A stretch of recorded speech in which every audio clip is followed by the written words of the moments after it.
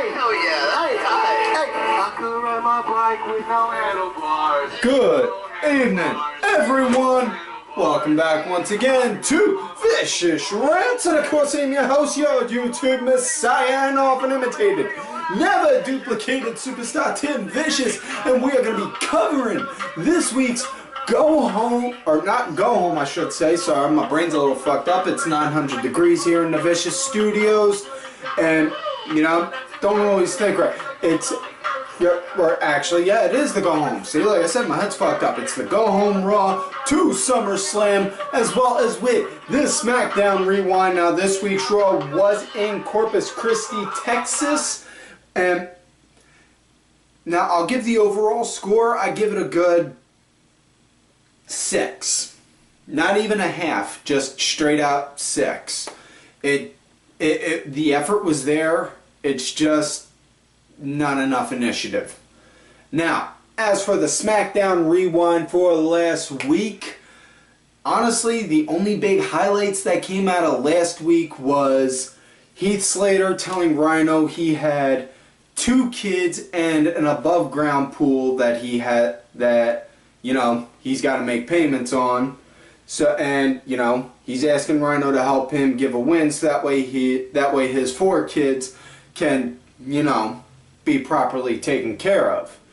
And also the fact Bray Wyatt wound up coming out, wasn't walking or limping, showed that, you know, definitely did not hurt his ankle as bad as what rumors and dirt sheets said. And honestly, other than that, Eva Marie had a wardrobe malfunction. Her top popped open. No boob show though, so it stayed classy. And also Alexa Bliss and Carmella made their debuts in different matches and both got their own wins, which awesome to see that. Really hoping that, you know, they push more of the NXT people, you know. Other than that, really not much else happened with with last week's SmackDown. Now, know what y'all are thinking? Tim, what are you going to do with SummerSlam wrap up? Are you just going to not talk about SmackDown then? Au contraire, what I shall do. Those weeks that follow the pay-per-views will be a day later put up on here because it will be covering Raw and SmackDown as well as the pay-per-view. Now with that said, now let's get back to the show. First things first with Raw, it started out with Rusev and Lana in the ring. Rusev holding the show hostage because he wants to go and beat the piss out of Reigns. And, okay, I'm digging this in a sense because it's a legitimate reason on why Rusev would be pissed off at Roman, you know, as opposed to, you know, somebody just saying, you know, he's beneath me, he's not worthy of a title shot. No, he gave legit reason, like, dude, no, he fucking slammed my wife into a thing of cake, you know? How much more of a legit reason do you honestly need right there? You know? And other than that, you know, then Mick came out, said something to Rusev, then Rusev said, you know what, Mick? When I said last week you were greatest manager of all time, I lied. A wrestler lied? Oh no.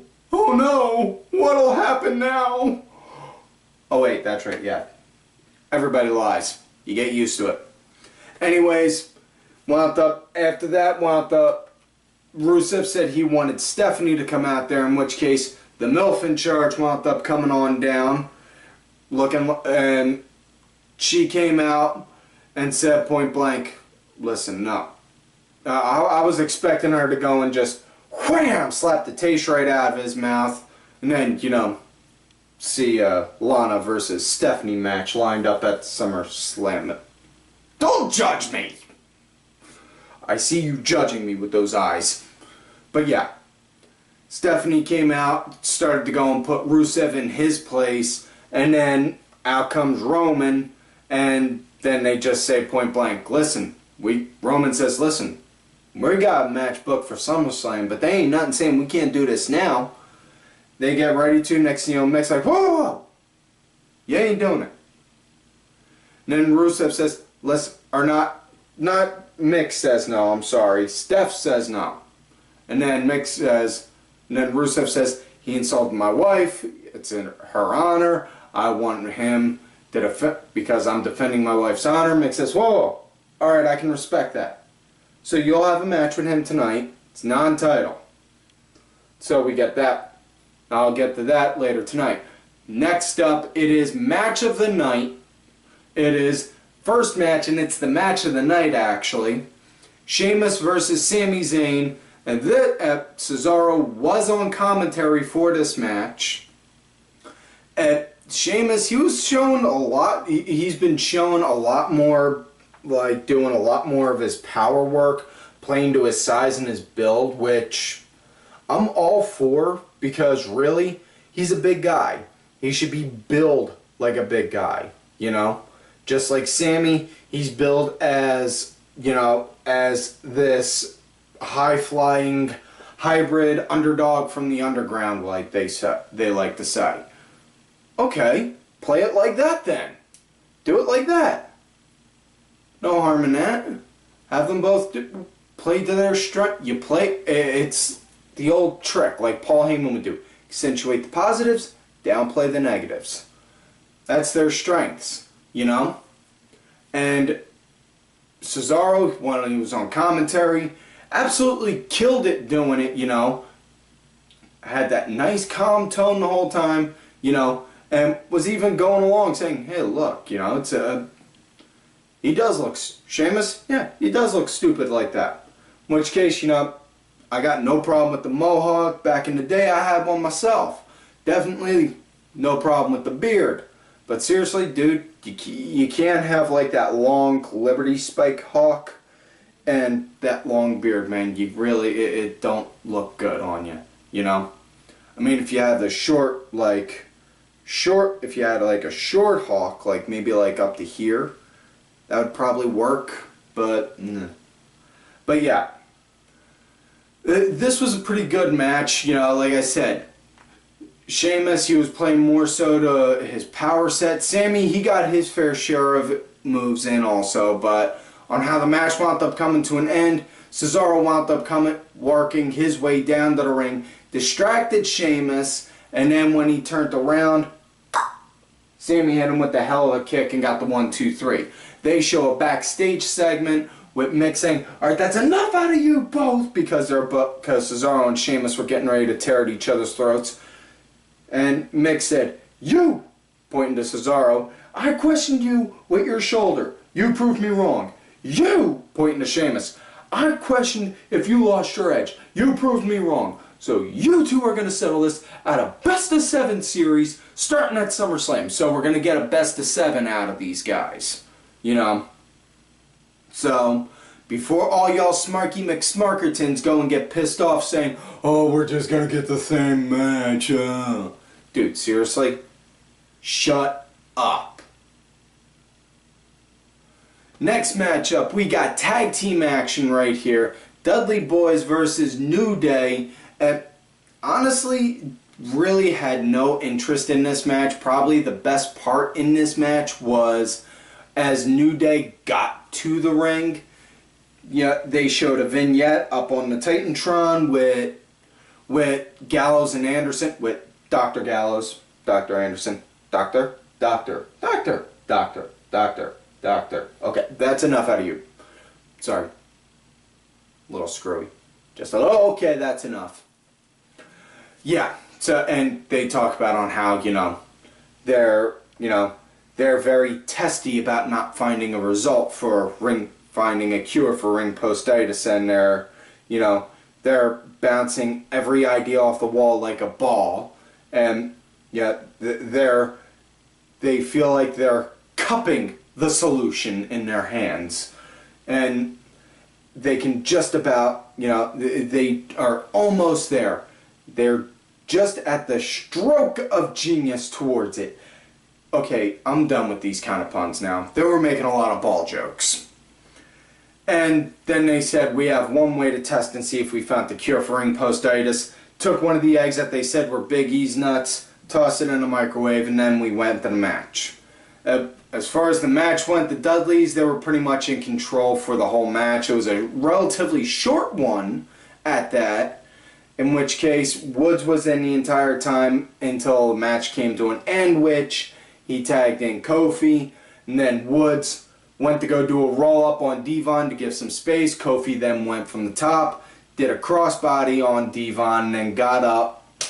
Trouble in Paradise, got the 1, 2, 3. And then they show then they got the winnings. They got the win, and then we got another club vignette on the Tron with them saying that, you know, they tried, they did not succeed on it, they just need more test subjects. And then they showed mason jars with Kofi and Woods' name, in which case, if I was Woods, I would be pissed because Big E got the giant jar, Kofi got the medium-sized jar, Xavier Woods, he got the little teeny tiny mason jar.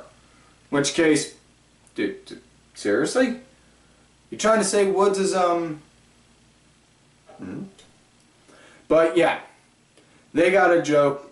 Anyways, Kofi got on the mic saying, y'all are just gonna go and make ball jokes on us?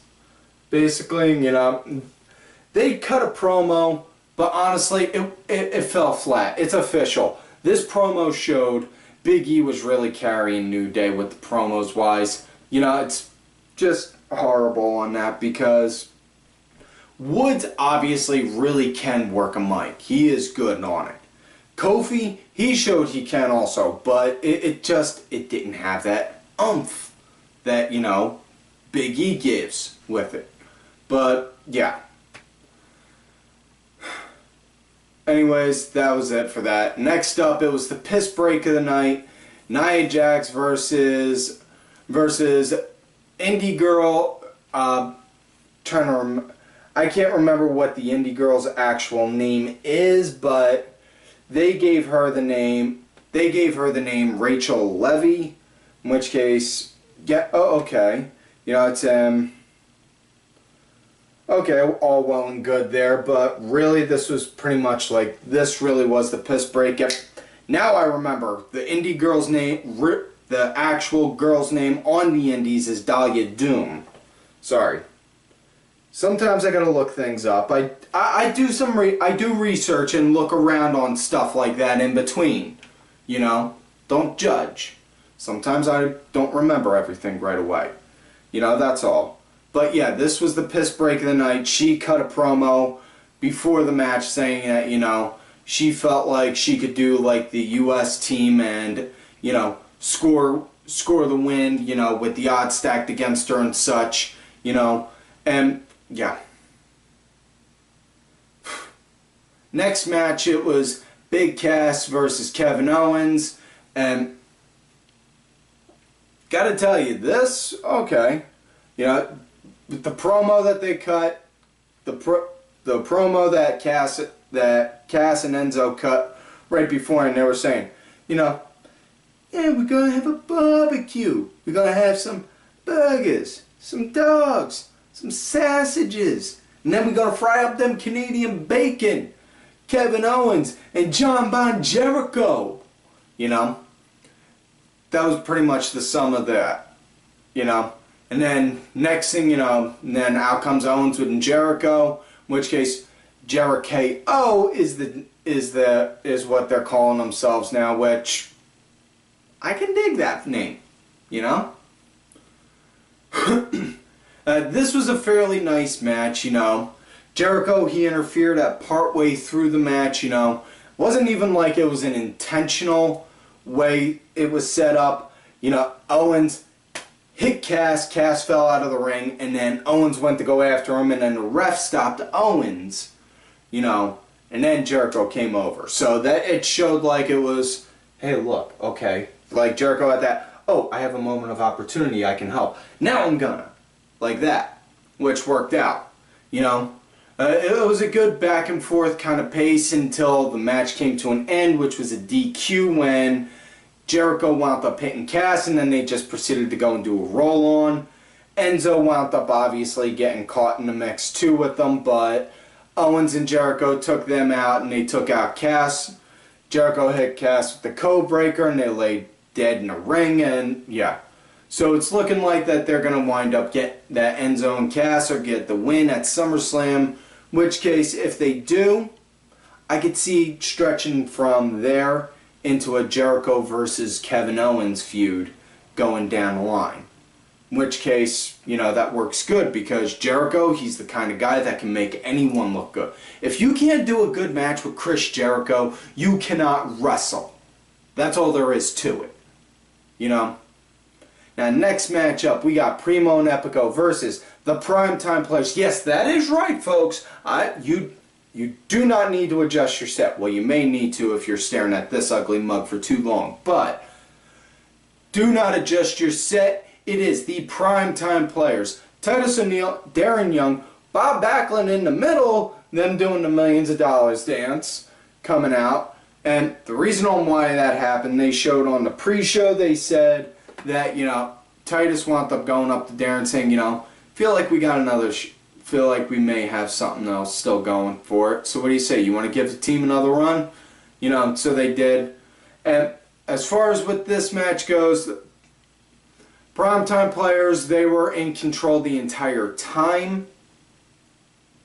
And it's just, and then next thing you know, Primo or Epico, I forget which one, threw Darren, and Darren wound up, bam, bumping into Titus, knocked Titus off the apron. And then Titus got pissed because he thought Darren did that intentionally. And then he got in there, hit Darren with the Clash of the Titus as later in the match, and then just walked off, which gave Primo and Epico the win. In which case, yay. They got a win. Yay. See on how excited I am for them? Yeah. But yeah, that's that. Next matchup, we got Jinder Mahal versus Neville. Now, don't hinder Jinder now. But as honestly, I did not like on how the outcome of this match went because in the end, Neville won. You know, but you know, Jinder, you know, listen to some interviews that the guy had. He legitimately, really is a fan of this, just like Neville is. But all he's wanted is to just work in WWE, and you know, really would have liked to see this guy get some kind of work put in for him. You know, like a mid-card push. You know, no, obviously he was kept around at one point to be king of main event because, you know, they didn't know if Khali was going to renew his contract or not at one point. But since he's not there now, you know, they want to make different stars be the big superstar for this particular ethnicity. Have this guy be the big superstar for, you know, for the Indian community. And I'm not trying to sound, you know, harsh or you know, or politically incorrect on this, which is saying something considering it's me, but really, you know, you got Kalisto, who's the top luchador, who's, you know, the big Hispanic wrestling figure, you know. You got Darren Young, who's obviously the first really open gay wrestler, and, you know, so obviously they're not going to touch him, they're not going to turn him face, or turn him heel, I should say.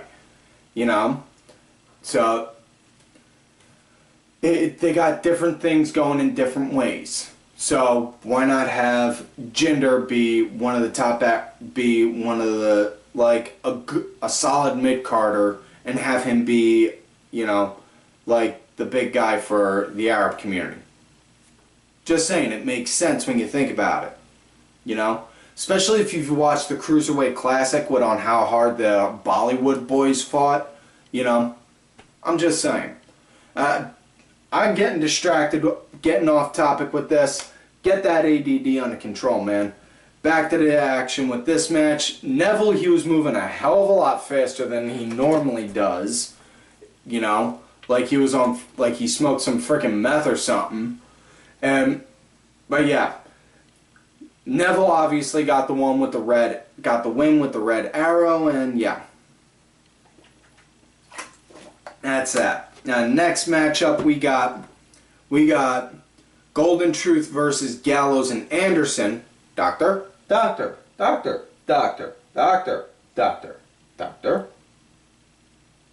Okay, that's enough now. I'm starting to get a little crazy again. No. No. Behave. Yeah, they came out in their lab coats holding Big E specimen, and then they proceeded with the match. This was pretty much back and forth, but the match itself was kind of mediocre at best. You know? I mean, Match came to an end when they got Magic Killer hooked on Goldust, and that was that. And then after that, New Day came out, Woods and Kofi came out, they proceeded to beat them up, and then Kofi had Anderson up in a spread eagle, and then Woods grabbed Francesca too, had her up, getting ready to give Anderson the Nutcracker Suite until Gallows pulled him out. In which case, Woods, really? How could you do that to Francesca too? Especially after on how Jericho destroyed Francesca 1. Ooh. You know?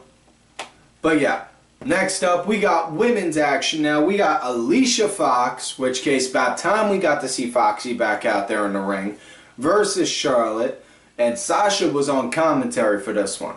Sasha talking about on how, you know, when Charlotte first got in there, she took her under her wing, she treated her good, showed her the ropes and all that jazz. And, you know, now look at on how Charlotte acts. You know, doing that. You know, she's building Charlotte up while still keeping herself good. Which, you know, obviously you gotta love and admire that. You know? Now, aside from that, yeah, match started up with was a really stiff tie-up right off bat, you know. Really good stiff one, threw right into the corner, and then it was just, but, you know, which led to the idea it was going to be a good match, but after that it was just, kind of a squash match, you know. After that, Charlotte hit natural selection. Sasha wound up coming down, but Dana came out, you know, and then they proceeded to do a whooping. Charlotte wound up beating her up after that, and just, yeah. So, you know, my money's riding on Sasha winning this match coming up at SummerSlam. Now, time for the main event of the night. Rusev versus Reigns, and to all those that were pissing and moaning saying, "Oh, I can't believe we're gonna make Roman main event again." Dude, really? I want you to think for a minute. You're gonna get pissy about the fact that he's main eventing Raw, the TV show. Would you rather him? Are all you bitter, pissy little smarky McSmarkertons gonna complain about that, but in the very same breath be perfectly okay with the fact that he's going to be a mid-carder? Really? Please explain to me the logic behind that. Okay. Now this was there was actually a huge. They started brawling like before the bell rang, and aside from that, you know, not quite sure, but I'm pretty sure Roman Reigns joined Team Balor in Pokemon Go, given his red gear that he's wearing. You know, but I'm just saying that's on how it looks. But yeah, they started brawling before the bell rang, and then they cut the commercial. When they came back, the match was officially already underway, and gotta tell you, it was good matchup. You know, obviously not match of the night like material, but I gotta say it was fairly good. And you know, not only that, really liked on how Rusev just the entire time just targeting Reigns' left shoulder non-stop, like punches, kicks, went up to the ropes like all four corners and threw out like 14 freaking headbutts on it. You know, I'm pretty sure somewhere Vince McMahon was watching like, "God damn it! Who told that Russian fuck that he could do headbutts? Doesn't he know Benoit went crazy that way? And then Kevin Dunn just came over like, sir, please breathe, relax, relax. I'll breathe when I want to, damn it. Yes, sir. Now, at least that's on how I imagine Vince McMahon and Kevin Dunn's conversations go. But, yeah. It just, he threw out all those fucking shots on his shoulder, man. God damn. Love when you see that, you see those, like that one specific targeting to one spot. It's good. That's what's really good on it. You don't really see that much on the shows anymore. You'll see somebody targeting an arm or a knee for a few minutes, and then, go and start working something else. But he just kept on it throughout the entire match, is what I liked. Now, match wound up coming to an end when Rusev, he had the accolade locked in. Reigns wound up somehow got his arm out and got the ropes, and then Rusev just like started going nuts, and then next thing you know, went to go at it again. Reigns wound up getting out of it, and then wham! Hit the spear on Rusev, got the 1, 2, 3, and got the win. Now, obviously, we know Roman's going to win at SummerSlam. But what pisses me off on this is the fact of, if this was supposed to be a match to defend Rusev's wife, Lana, her honor, and you have him lose in a predetermined match, saying this match is supposed to be for her honor, but you're going to lose. Okay, seriously? That would be like saying, okay, I'm going to do a match and it's to defend, it's to defend my girlfriend because somebody's talking shit on her. Oh, Tim, by the way, you got to lose. Wait, what? How does that make sense? Because if I'm losing, then that means I couldn't defend her honor. No different than Rusev wasn't able to defend his wife's. That's the reasoning behind it. I don't see on how that makes sense, If you guys do, by all means, please tell me. But yeah, that's it for this week, folks. So, by all means, please do not forget to like the video, subscribe to the channel. Go back, watch some of the other episodes. Look for me on Twitter at Tim Vicious. Follow for no substitutions like that brother Nero, Tim Vicious, one that got deleted. Sorry, I had to get that Matt Hardy joke in somewhere. Also, look for my backup account, Tim_Vicious. I'm also out there on that Facebook gimmick, Tim Ash. Also, folks, do not forget to follow all of these cool-ass cats right here on the Twitter. Axel Mulligan, Sunday Segway, Sinfully Sabrina, WWE Grandpa, Aaron_Deborah, my executive producer, Mr. Oliver Ben, who did provide the music for this week's show. You can catch his music out there on iTunes, Spotify, Xbox Gold, and such details on that are in the description box, as well as my client, Bronx Bitch Forever. And, folks, like I always tell y'all, you love me great, you hate me. Fuck yous.